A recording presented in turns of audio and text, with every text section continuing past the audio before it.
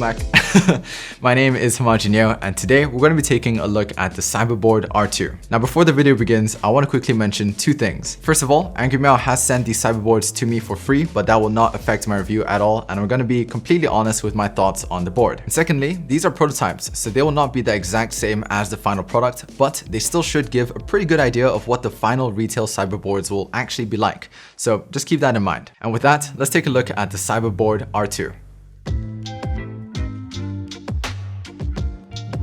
Alright, so let's start off with the very classic and iconic Cyberboard case. So the new R2 cases actually come with a few adjustments. It's slightly smaller than the original, and it also has a slightly silver tint. There are some other minor adjustments made around the case, but it is overall pretty much the same. The interior of the case, however, is slightly different. It has a much spongier foam around the perimeter, but they've kept the overall black design as well as the egg crate foam on top. So inside the case, we have our Cyberboard as well as a few accessories. The accessories come packed together in a small plastic bag. We have a Mandarin and English Cyberboard user manual, which I find very helpful, some additional screws with 2 hex keys for the Cyberboard, and lastly, a pretty cool Cyberboard themed card as well as a card with some shortcut keys labeled. The Cyberboard base kit, however, does not come with a USB cable or screw-in stabilizers, so if you are interested in getting this board and you don't own either, I recommend you get a USB-C cable and some screw-in stabilizers like the Duroc V2s or the Zeal PC stabs. Alright, so let's take a look at the board itself. This is the Cyberboard R2. It's an aluminium 75% gasket mounted keyboard with an LED panel on the back. The Cyberboard uses a semi-exploded 75% layout where the function keys are separated from the main section of the keyboard, while the arrow and some navigation keys are not. It makes the overall layout feel a little more spaced out, which I like. I still enjoy compact designs like with the KVD 75 V2, but I usually prefer it when it's fully exploded like with the GMK Pro for example. But with the keyboard already being as large and wide as it is, I do appreciate that they've gone for a slightly more compact design just to keep things a little more manageable. The Cyberboard R2 comes in 3 colors. We have jet black and psychedelic as well as meteor gray, which I unfortunately don't have with me.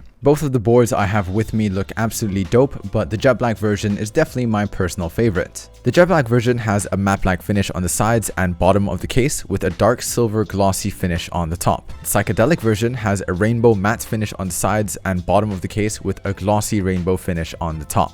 The glossy finish is an absolutely beautiful addition to the board, but the only real drawback is that it is an absolute fingerprint magnet. I've been using this board for a good 1 to 2 weeks and I have to keep a microfiber cloth with me at all times to just wipe it down whenever I smudge it with a fingerprint. On the back of the board, we have the USB-C port, which is located in the middle and it's recessed slightly into the board. And on the left, we also have a small section of glass which allows the keyboard to connect via Bluetooth. The side profile of the keyboard is extremely angular and pretty steep. It has a 10-degree typing angle which definitely feels a little tall at first, but you definitely get used to it. On the bottom of the board, we also have the wireless charging module that you can use to charge the Cyberboard if you have a wireless charger.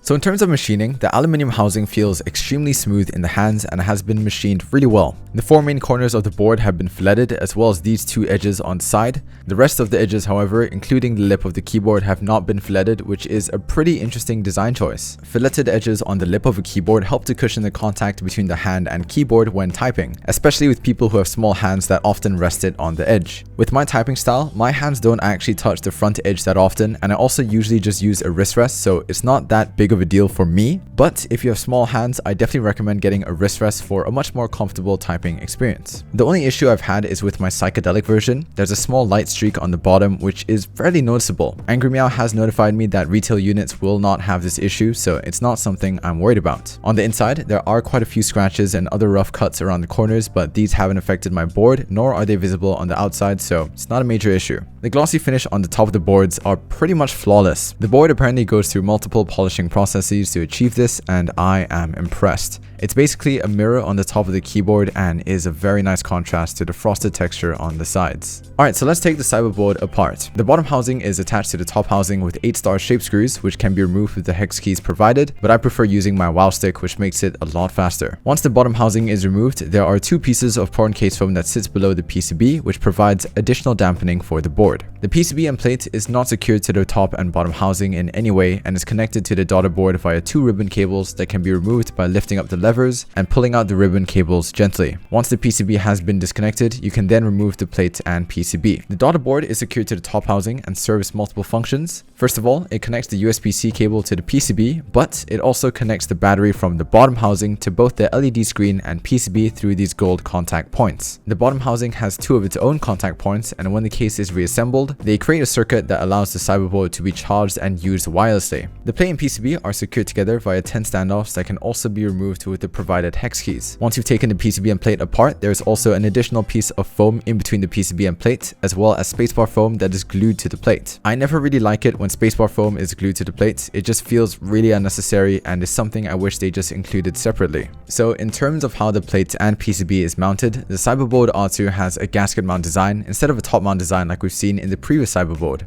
The Cyberboard comes with a custom aluminum plate that has a total of 12 gasket strips that get compressed in between the top and bottom housing. From my testing, it does a decent job of providing some flex and a slightly softer typing experience, but it's not to the point where it's noticeable during everyday use. It's good, but it's not necessarily great. The Cyberboard R2 has 3 plate options: brass, aluminum, and FR4. The general guide is to go for brass if you like a stiff typing experience and a higher pitched sound signature, FR4 if you like a more flexible typing experience and a deeper sound signature, and lastly, aluminum is usually a nice in-between of both plates. The Cyberboard also comes with a hot swap PCB that is basically identical to the ones in previous versions. It comes with a standard ANSI layout and a 5-pin south-facing switch configuration. It also comes with RGB lighting that you can adjust through some shortcuts on the board. So one thing I did notice is that the RGB is almost unnoticeable if you use an aluminum plate and an opaque keycap set. This personally doesn't really bother me at all, as I usually keep my RGB lighting completely off, but if RGB lighting is very important to you, it is definitely something to keep in mind. The Cyberboard R2 also offers a soldered PCB and another with an ISO layout, which I do appreciate. And of course, we have the most unique part of the board, the LED panel. The LED panel has some slight upgrades. It has a high refresh rate as well as slightly smaller borders to help the light shine through more. The LED panel also comes with 5 pre-installed effects. There's a digital clock, a blue-red Cyberboard effect, a battery level indicator, a rainbow gradient, and a disco effect. You'll also be able to install up to 3 custom effects at one time, which was a much needed upgrade from previous Cyberboards that could only previously hold 1 at a time. If you want to download any lighting effects, you also have to download Angry Miao's Cyberboard app to install it onto the board.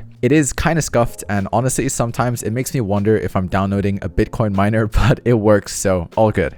So I've actually encountered quite a few bugs with my Cyberboard. The most annoying bug I've experienced is that the LED panel would flash between a battery charging animation and an effect I had selected previously, and even after turning off the LED panel, it would come back on and repeat again and again. It was so annoying that I even put a piece of cloth on top of the LED panel just so I could use the board without the lights flashing in my eyes. There's also another bug when I tried to use the media shortcuts. If I tried to skip a song or increase or decrease the volume, it would spam that shortcut, and that was not very fun at all. The keyboard is also fully capable of Bluetooth and can store up to 3 devices, which you can cycle through with the LED screen. If you hold FN and 1, 2, or 3 depending on which slot you want to take up, it will go into pairing mode and it works pretty seamlessly. It's also kind of the biggest flex when I can type on my iPhone using a Cyberboard. I'm going to be using 2 switches, Alpacas and Glorious Pandas. Alpacas are a linear switch with a 62-gram bottom mount weight, a pump stem, polycarbonate top, and nylon bottom. They're manufactured by JWK, are extremely smooth, and have a nice clacky sound signature. These are lubed with 205G0 and are filmed with desk key switch films. Glorious Pandas are tactile switches manufactured by Glorious and are based on the very well-known Holy Pandas. They have a 67-gram bottom mount weight and are lubed with Krytox 203G0 and are filmed with desk key switch films. In my opinion, they have a really nice thocky sound signature, and I wanted to see how thocky or clacky the Cyberboard could sound with different configurations and switches. I'm also going to be using transparent Duroc V2 stabilizers that I've received from Rebuilt keyboards. I've wholly modded them, and I've also lubed them with Krytox 205G0. Let me know which typing test is your favorite in the comments below.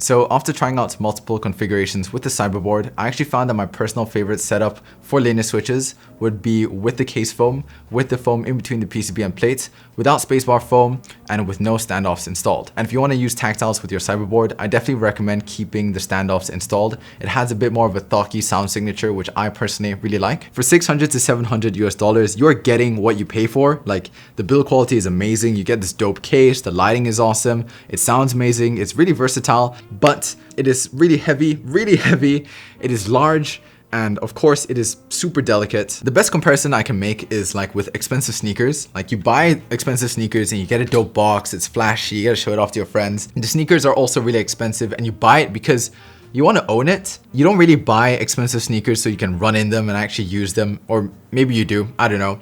But the Cyberboard is like that. It's like so pristine, and like the design is so like flawless. It really is like a collector's item and something you want to keep safe and protected and to admire from afar. Alright, so with all that said, the main issue that I had with my Cyberboard was to do with the software. I used the Cyberboard for around a week and a half and I experienced a lot of bugs. I understand that mine's a prototype, so I'm fine with it and it'll get ironed out in the future, but if it continues with the final product, like, that is not acceptable, especially for the price. I've already contacted Angry Miao and I've informed them about all the bugs I've experienced, so I hope that they take a look into it and fix it before the Cyberboard R2 gets officially released. Alright guys, that's it for today's video. Thank you so much for watching. I hope you enjoyed. If you did, please do consider subscribing and pressing the like button. Huge thank you to Angry Miao for sending over the Cyberboards for me to review. It is a huge honor and I really appreciate it. As always, feel free to join my Discord server, discord.gg/Hamaji, and follow me on Instagram and Twitter at Hamaji. Big thank you to my YouTube sponsors. You can join by pressing join down below. And yeah, I'll see you guys in the next video. Peace.